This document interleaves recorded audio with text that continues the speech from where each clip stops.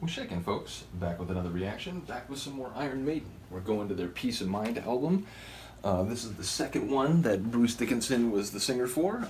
So again, I mentioned it before a few years ago, like I think it was like 2016, because of a conversation with a friend of mine who was into Iron Maiden and sort of reminded me that, hey, a lot of their songs are about literature and history, philosophy, religions, and so on. I think you'd be interested to take a deeper dive, because pretty much at that point the only tune I knew was Hallowed Be Thy Name, which is a great tune, don't get me wrong. But I listened to more punk rock and techno and whatever. Metal was just something that I never really got into. But that song, Hallowed Be Thy Name, was in a skate video, Welcome to Hell, sorry, by Toy Machine. Jamie Thomas's section at the end, although it's only like half the song. Like it's only up until that kind of like down tempo sort of like moment right before it like rolls in even harder. But yeah, I knew that tune, and he was like, hey, you really should do a deep dive on them. And he recommended, they've had a few different singers, but ultimately Bruce Dickinson is seen by most as like, the real like, kind of lead singer of the band. So yeah, I just focused on his album, so I don't have the ones of, Paul Di'Anno, or Blaze Bailey, is that his name? The guy, I think it was like mainly during the second half of the 90s. But yeah, like I said, I have all the Bruce Dickinson studio albums as well as Live After Death, a live album they did in the mid-'80s. But yeah, I very much enjoy this album. I think my favorite tune on it is probably, a popular tune among many, many people, The Trooper. But I do enjoy all the tunes. We're going to listen to a song called Quest for Fire, which when I first heard this, when I was doing this deep dive like 5-6 years ago, I remember thinking it was like more, from what I could pick up about the lyrics, I remember, sort of concluding that it was about fire as technology, about, early humanity and, before recorded history, but, anatomically modern humans eventually learning how to harness fire, which would not only confer an advantage relative to other species, but to those like human bands that had learned to use fire, it would confer an advantage over other humans and other hominids. It's like we now know enough about sort of physical anthropology to know that modern Homo sapiens sapiens, in an anatomical sense, existed at the same time as did like Homo ergaster, in some places Homo erectus, in some places Neanderthals, and there are modern humans have often at least a few % of DNA of some of these other hominid species still as a sort of evolutionary marker of the sort of mixing of these hominid species after they had emerged from the African continent. So again, I thought it was about the way in which early human bands before recorded history were able to use fire, and thus again the bands that were able to use it well would have an advantage against other bands. Also, they begin to be able to cook food and cook meat in a way that would reduce the amount of infections they were getting from bacteria and so on, ultimately leading to longer lifespans, which increases, more experience over time. People maybe make slightly wiser decisions over time, like other technological innovations are made and so on. So I saw it as in just kind of that simple, not simple, but that historical and anthropological context. But I eventually noticed that, there's a couple lines that seem like very specific, like, they have to go out and try to find fire after it's been like taken away and whatever. And I eventually learned there's a movie from the early 80s, I think it was right around this time the album came out, maybe a year or two before, but it's called Quest for Fire, and this is essentially an articulation of the plot. I guess there's like these different bands, and like one of the bands has fire stolen from them from like another band, and so like kind of two of the heroes have to like go out and try to get it back, and they have to go through all these struggles and fight to get it back, and to try to again confer that technology and that sort of ultimately symbolic sort of force back for their village, for the power that it confers. So again, I guess this song is more or less an accurate depiction of the plot of the movie, but I think it does also function on that higher, more general level,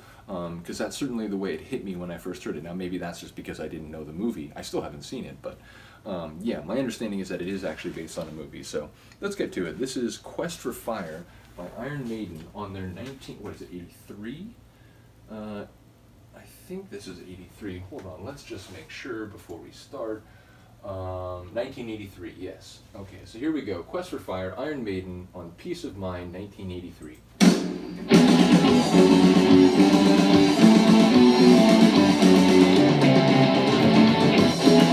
I remember this being a bit slower, a bit like more kind of like marchy and plotty than some of the other.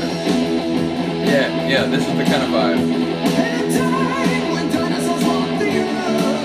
That line should have tipped me off though. Because yeah, like in the movie I'm sure that's true, but you know, in real life, humans were not we weren't around when dinosaurs were here.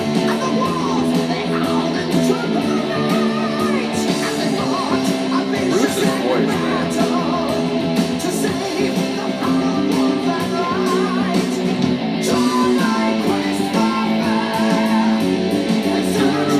Listen to Harris on the bass.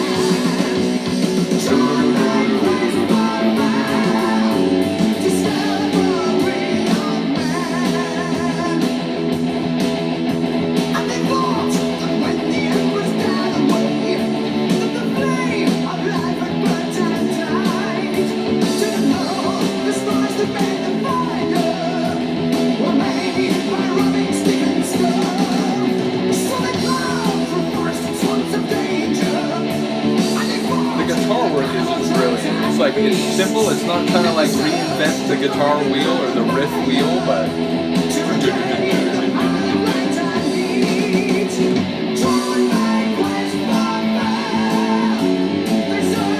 the bass, like Harris on the bass, like my brain is having a hard time thinking of anything else.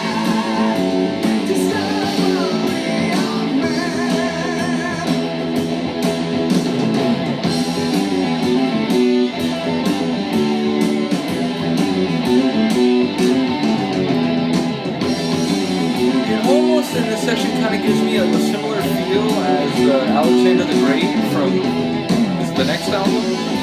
No, 2 albums from then, Caught Somewhere in Time. Even Rime of the Ancient Mariner a little bit, like. And again, I love both of those songs, so comparing this song to them is. And Iron Maiden's like, stop talking, listen to the guitar work.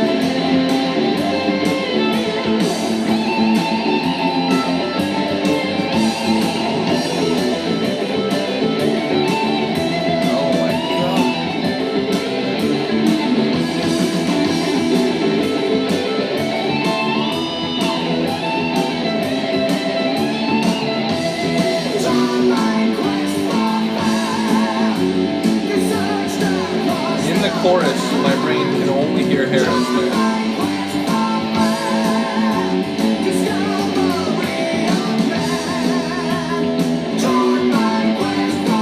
That's not true.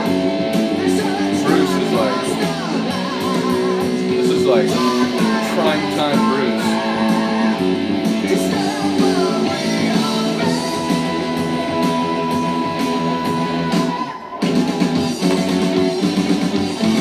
I'll show you prime time.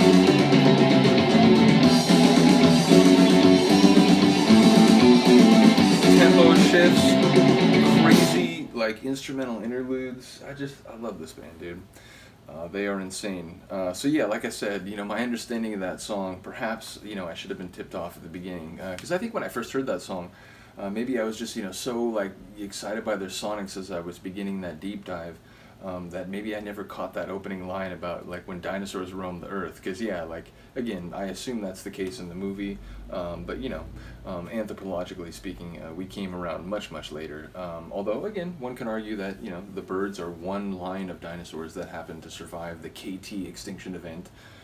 So again, as I've often made a point to bring up when people talk about that, it's that, you know, well, chickens are birds, and technically birds are one line of the dinosaurs, so ultimately chickens are domesticated dinosaurs.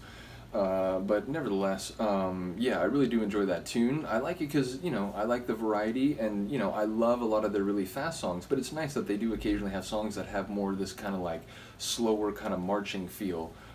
As that one did. So yeah, let me know what you think of that one. Let me know if you have seen the movie, and the lyrics are pretty close to the plot, which is what I understand to be the case, even though I haven't seen it. But yeah, other than that, I will see you next time. Peace.